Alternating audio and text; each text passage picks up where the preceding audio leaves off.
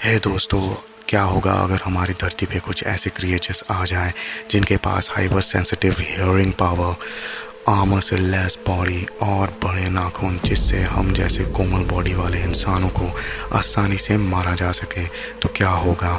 Obviously हम इंसान धूल चाटेंगे, लेकिन कहते हैं ना, हर इंसान, हर जीव, हर क्रिएचर की कोई ना कोई वीकनेस ज़रूर होती है। तो वैसे ही इस क्रिएचर की भी है। पहली बात तो ये कि ये कम्प्लीटली ब्लाइंड है, अंधा है, और दूसरी कमज़ोरी हम आगे मूवी में देखते हैं। तो हे दोस्तों, स्वागत है आप लोगों का फिर से मेरे S2S TV चैनल में। आज हम एक्सप्लेनेशन करने जा रहे हैं एक क्वाइट प्लेस मूवी का। तो दोस्तों, नाम से ही पता लग रहा है कि मूवी काफ़ी इंटरेस्टिंग होने वाली है। तो आइए, तो मूवी स्टार्ट होती है एक सुनसान शहर से और हमें 89 डेज़ दिखाया जाता है। उसके बाद हमें एक मॉल दिखाया जाता है जहां अबॉट फैमिली सर्वाइव के लिए कुछ सामान ले रहे होते हैं। इस फैमिली में टोटल 5 लोग होते हैं। ली हस्बैंड, एवलिन, एक बेटी रीगन जो सुन नहीं सकती, और 2 बेटे मार्कस और बियू। तो मार्कस थोड़ा बीमार लगता है और एवलिन जो उसकी मदर है उसे कुछ मेडिसिन देती है। उसके बाद बियू जो सबसे छोटा बेटा है वो एक स्पेसशिप ड्रॉ करता है और अपनी बहन को दिखाता है और इशारों में बोलता है कि मुझे रॉकेट एस्ट्रोनॉट बनना चाहता है। और हाँ दोस्तों, ये मूवी 80% साइन लैंग्वेज पे चलती है। तो अगर आप लोगों को साइन लैंग्वेज ना समझ में आए तो प्लीज़ सबटाइटल ज़रूर लगा लें। तो आगे हमें ये दिखाया जाता है कि बियू एक स्पेसशिप का टॉय ऊपर से उतार ही रहा होता है कि वो टॉय गिर जाता है, बट लकीली उसे रीगन कैच कर लेती है। और रीगन के फेस को देख के लगता है कि अगर ये स्पेसशिप गिर के साउंड करता तो यहाँ बहुत ज़्यादा तबाही मच जाती। बट बियू फिर भी नहीं मानता और स्पेसशिप को ले आता है। ली उस स्पेसशिप को लेता है और उसमें से बैटरी को निकाल के रख देता है। बियू एक 4 से 5 साल का छोटा सा बच्चा होता है। खेलने कूदने की उम्र में बेचारा साइलेंट होकर घूमना पड़ रहा है और बेचारा थोड़ा उदास हो जाता है। और ली उसे प्यार से समझाता है कि नहीं बेटा, हम ये नहीं ले सकते। उसके बाद सभी मॉल से निकलते हैं, लेकिन बियू को उदास देख रीगन उसे सिर्फ स्पेसशिप देती है, बैटरी नहीं, और मॉल से निकल जाते हैं। लेकिन बियू निकलते निकलते अपने साथ बैटरीज ले लेता है। फिर आगे वो शहर से गुजरते हैं नंगे पैरों में, और उन्होंने सैंड से, मतलब रेत से, वे बनाया होता है। ये ली का दिमाग तो मानना पड़ेगा। फिर अगले सीन में वो लोग एक ब्रिज क्रॉस कर रहे होते हैं और बियू सबसे पीछे होता है। सभी आराम से चल ही रहे होते हैं कि बियू स्पेसशिप को ऑन कर देता है और बहुत ज़ोर से साउंड होता है। ली हैरान हो जाता है और बियू की तरफ भागता है। उधर से वो क्रिएचर भी बहुत तेज़ी से आता है और एक झटके में बियू गायब। So sad for view. फिर हमें डे 472 दिखाया जाता है, मतलब इस बात को करीब 1 साल हो चुके हैं। फिर हमें दिखाया जाता है रीगन एक खेत में लेटी कुछ सोच रही होती है कि मदर एवलिन फिर से प्रेग्नेंट हो जाती है। फिर दोनों मिलकर एक घर की तरफ जाते हैं और ये सब ली एक सिक्योरिटी रूम से देखता है। और इस फुटेज में फर्स्ट टाइम हमें उस क्रिएचर के प्रॉज एंड कॉन्स दिखाए जाते हैं। उसकी शक्तियों के बारे में, वो अंधा है, वो साउंड होने पे अटैक करता है और आर्मर से लेस है। और हाँ, इस एरिया में वो क्रिएचर्स कंफर्म 3 तो हैं ही, लेकिन अभी भी इन्हें उनकी वीकनेस का पता नहीं चला है। इसके बाद ली रेडियो पे कुछ कोऑर्डिनेट्स चेक कर रहा होता है, रेडियो के सारे सिग्नल चेक करता है और रेड पेन से निशान लगाता है कि यहाँ कुछ नहीं है। फिर मार्कस को एक कार के अंदर दिखाया जाता है और वो फेक ड्राइविंग के मज़े ले रहा होता है। उसके बाद मार्कस वहाँ से चला आता है एक बेसमेंट जैसे रूम में, जहाँ एवलिन आने वाले बच्चे के लिए साउंड प्रूफ रूम रेडी कर रही होती है और एक ऑक्सीजन वाला टैंक और एक छोटा सा साउंड प्रूफ बॉक्स, ताकि बच्चा आने पे उसे ऑक्सीजन मास्क लगा के बॉक्स में रख सके। उधर ली एक टावर पे जो कॉर्न मक्के के दाने से भरा है। वहाँ बैठा बियो के कुछ आइटम्स देख रहा होता है और शौक मना रहा होता है। फिर हमें दिखाया जाता है कि रीगन मार्कस भी उस साउंड प्रूफ रूम को रेडी कर रहे होते हैं और फिर ली वहाँ ऊपर आग जलाता है। तो वहाँ दूर बैठे सरवाइव कर रहे लोग भी किसी टावर पे टॉर्च आग जलाते हैं। इससे ये पता चलता है कि और भी लोग जिंदा हैं। फिर अगले सीन में वो लोग डिनर करते हैं और डिनर के बाद मार्कस और रीगन कुछ बोर्ड पे लूडो जैसा खेल रहे होते हैं और अचानक रीगन मार्कस का हाथ हटा देती है और वो हाथ अचानक से एक लालटेन पे लगता है और वो गिर के टूट जाता है। इससे काफ़ी साउंड होता है। सब लोग शांत हो जाते हैं।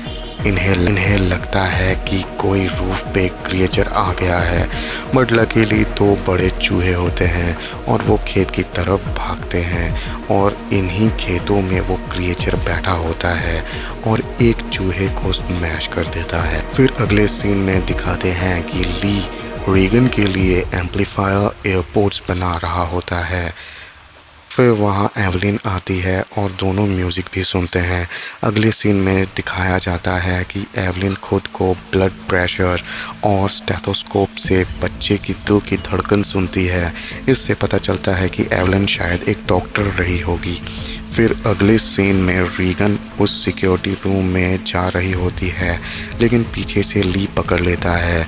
यहाँ ली उसे वो एयरपोर्ट्स देता है, बट रीगन लेने से मना करती है। रीगन आज भी खुद को जिम्मेदार समझती है बियो के मौत का और ली को भी कहीं ना कहीं इस बात का अफसोस है, बट ली एक फादर है, अपने बच्चे से कैसे गुस्सा रह सकता है। फिर ली उसके हाथ में वो एयरपोर्ट्स देता है और वहाँ से चला जाता है। यहाँ एवलिन मार्कस को पढ़ा रही होती है और ली को मछली पकड़ने जाना होता है, लेकिन इस बार वो मार्कस को अपने साथ लेके जाना चाहता है। रीगन भी जाना चाहती है, लेकिन ली को लगता है ये सब गड़बड़ कर देगी, इसीलिए ली उसे नहीं लेके जाता। रीगन गुस्से में अपने रूम पे जाती है और रोने लगती है। फिर वो कुछ कपड़े पैक करती है और निकल जाती है। यहाँ एवलिन कुछ सामान को ऊपर लेके जा रही होती है तो स्टेयर्स में एक बड़ा सा बैग एक कील में फंस जाता है। वो जोर से खींचती है और वो कील 90 डिग्री एंगल से स्ट्रेट खड़ा हो जाता है। फिर ली और मार्कस मछली पकड़ते हैं। ली से मछली छूटती है और थोड़ा सा साउंड होता है। मार्कस घबरा जाता है, बट ली समझाता है कि घबराने वाली कोई बात नहीं है, मैं हूँ ना। एंड उसके बाद ली मार्कस को एक वाटरफॉल पे लेके जाता है और यहाँ फर्स्ट टाइम ली इतना जोर से चिल्लाता है और मार्कस को भी यही करने के लिए बोलता है और मार्कस भी चिल्लाता है। इधर रीगन फिर से उस ब्रिज पे आती है जहाँ बियो की समाधि बनी है और एवलिन एक रूम में रो रही होती है बियो को याद करके। रीगन एक स्पेसशिप बियो के समाधि पे उधर मार्कस और ली बातें कर रहे होते हैं। फिर मॉली घर की तरफ निकल जाते हैं, जहाँ रास्ते में उन्हें एक घर मिलता है जहाँ बूढ़ा आदमी मिलता है और एक बूढ़ी औरत जो मरी होती है। अब वो बूढ़ा इंसान सोचता है कि मैं अब अकेला क्या करूँगा और वो ज़ोर से चिल्लाता है। ली मार्कस को उठा के ज़ोर से भागता है और उधर एवलिन को लेबर पेन होने लगता है, मतलब बच्चा कभी भी आ सकता है। एवलिन जल्दी से उस सिक्योरिटी रूम पे जाती है रेड लाइट ऑन करने के लिए, पर जैसे ही वो सीढ़ियों से नीचे उतरती है वो कील उसके पैरों में घुस जाता है और वो ना चाह के भी चिल्ला देती है और वो जैसे तैसे अपने पैर को निकालती है और लाइट को ऑन कर देती है, बट अनलकी एवलिन वहाँ पर वो क्रिएचर आ जाता है। इधर मार्कस और ली भी पहुंच जाते हैं। एवलिन वहां से निकलने के लिए एक अलार्म को दूर सेट कर देती है और जैसे ही अलार्म बजता है वो वहां से निकल जाती है। इधर ली मार्कस को समझाता है कि तुझे दूर जाके वहां फायर क्रैकर पटाखे चलाने होंगे क्रिएचर को डिस्ट्रैक्ट करने के लिए। इधर एवलिन एक बाथटब में आ जाती है बच्चे की डिलीवरी के लिए और पेन के कारण बहुत रो रही होती है। उधर क्रिएचर भी आसपास घूम रहा है और ली शॉटगन रेडी करता है। मार्कस फाइनली पटाखे चला देता है और यहाँ एवलिन को मौका मिलता है फाइनली चिल्लाने का। इस सीन ने तो रोंगटे खड़े कर दिए। उधर समाधि पे बैठी रीगन को भी पता चलता है कि कुछ प्रॉब्लम है। वो भी इधर ली आके देखता है बाथटब में बहुत सारा ब्लड होता है। उसे लगता है कि क्रीचर ने उसे खा लिया, बट वो साइड में एक बाथरूम में होती है।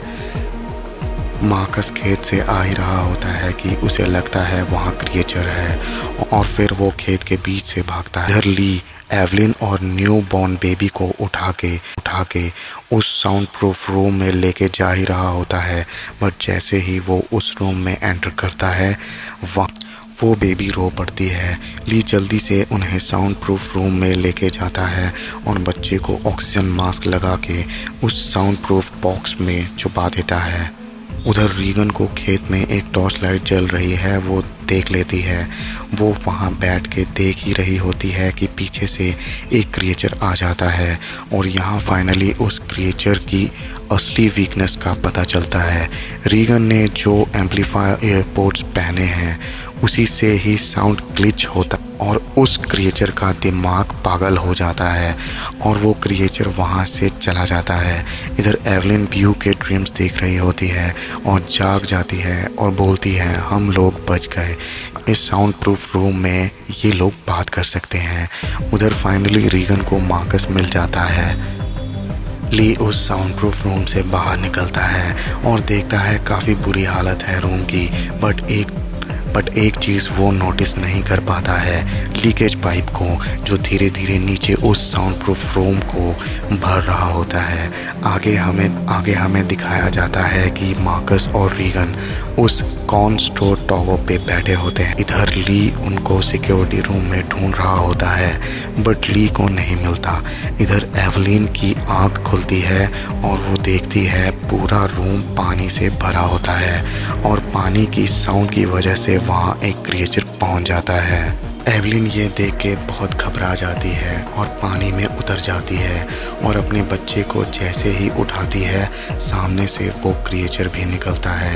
अब एवलिन बस एक काम कर सकती है, वहाँ जो थोड़ा सा वाटरफॉल हो रहा है उसके पीछे छुपना।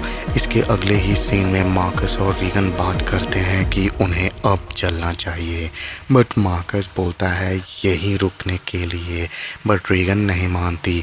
इसी में मार्कस उस कॉर्न वाले ड्रम में गिर जाता। ये साउंड सुनते ही क्रिएचर का अटेंशन बच्चों की तरफ आ जाता है और ली को भी पता चल जाता है कि बच्चे उस कॉर्न। उधर ड्रम का एक लोहे का दरवाज़ा नीचे उनके पास गिरता है।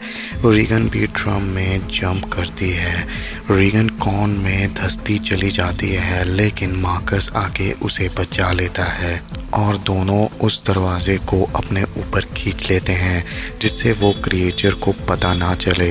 ली भी बच्चों की तरफ भागता है और रीगन के एम्पलीफायर हेयरिंग से साउंड ग्लिच होता है और वो क्रिएचर चला जाता है।